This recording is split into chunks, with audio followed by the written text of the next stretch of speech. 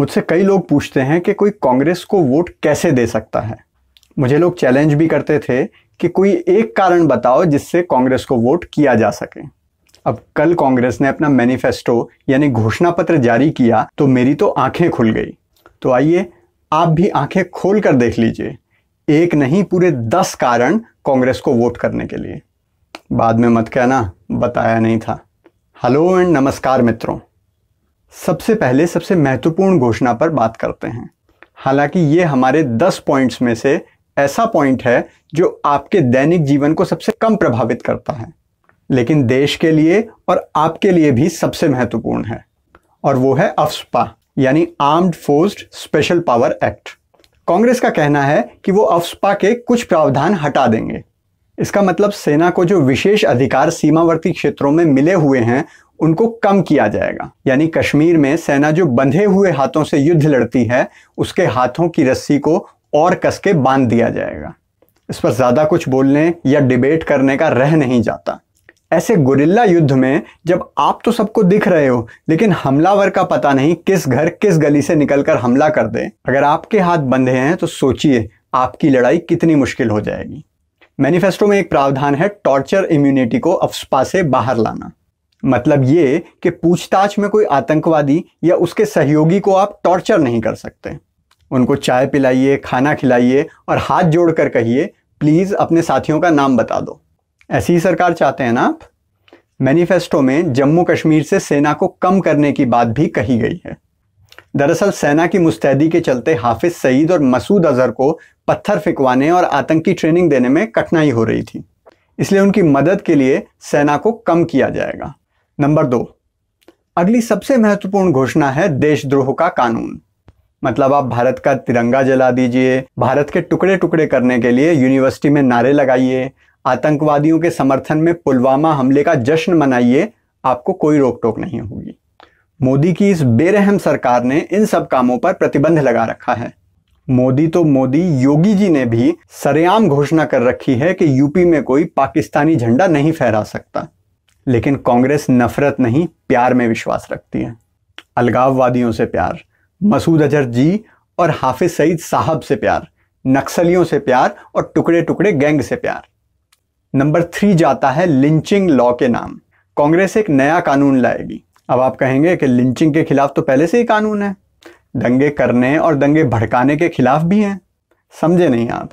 देखिए, ये तो आप जानते हैं कि लिंचिंग तो एक धर्म विशेष के लोग करते हैं तभी मानी जाती है। भटके हुए नौजवानों को तो ये कानून बचाने और खुश करने के लिए बनाया जाएगा। यूपीए 2 का कम्युनल वायलेंस बिल यानी सांप्रदायिक हिंसा बिल तो आपको याद होगा ना, बस वही आ रहा है नाम बदलकर। नंबर 4 पर है सिटीजनशिप अमेंडमेंट बिल। ये अधिकतर पूर्वोत्तर के हमारे राज्यों के लिए है जहां हमारे बांग्लादेशी मेहमानों को इस सरकार ने परेशान कर रखा है। देश के लोग भूखे मर जाएं, देश के लोगों को रोजगार ना मिले, देश के लोगों के सर पे छत हो या ना हो, हमारे बांग्लादेशी मेहमानों के लिए देश में जगह होनी चाहिए।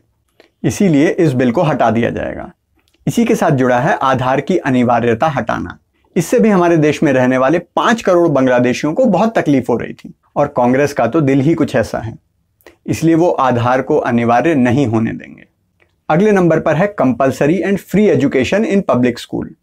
जी हाँ, वही जो पिछले 70 साल से देते आ रहे हैं, वही जो राइट टू एजुकेशन के बाद भी नहीं मिली, और वही जिससे पढ़कर बेरोजगारों की वो सेना खड़ी हो रही है जो इंजीनियरिंग और एमबीए करने के बाद भी चपरासी की नौकरी के लिए आवेदन कर रही है। नंबर 6 पर है जीएसटी। जीएसटी की दर को घटाकर 18% कर दिया जाएगा। जी हाँ, मतलब जरूरत की चीजें जो 0% से लेकर 12% के अंदर आती थी उनको 18% कर दिया जाएगा, और इससे महंगाई कम हो जाएगी। महंगाई की बात नहीं करनी है। दाल सब्जियां 2014 से भी सस्ती हैं, और केबल टीवी से लेकर इंटरनेट सबके दाम घट गए हैं। इसलिए महंगाई का नाम भूलकर भी मत ले लेना। लोग भूल गए हैं यूपीए के दिनों की महंगाई, उन्हें याद आ जाएगा। बस बेरोजगारी, असहिष्णुता, जीएसटी, संविधान, ये सब बोलते रहो बार बार। नंबर 7 है महिला आरक्षण बिल।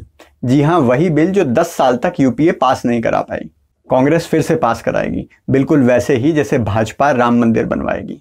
ट्रिपल तलाक का विरोध करेगी पर महिला आरक्षण बिल लाएगी। नंबर 8, मानहानि यानी डिफेमेशन एक क्रिमिनल ऑफेंस ना होकर एक सिविल ऑफेंस होगा। ये घोषणा तो उन्होंने केजरीवाल जी की सुविधा के लिए की है।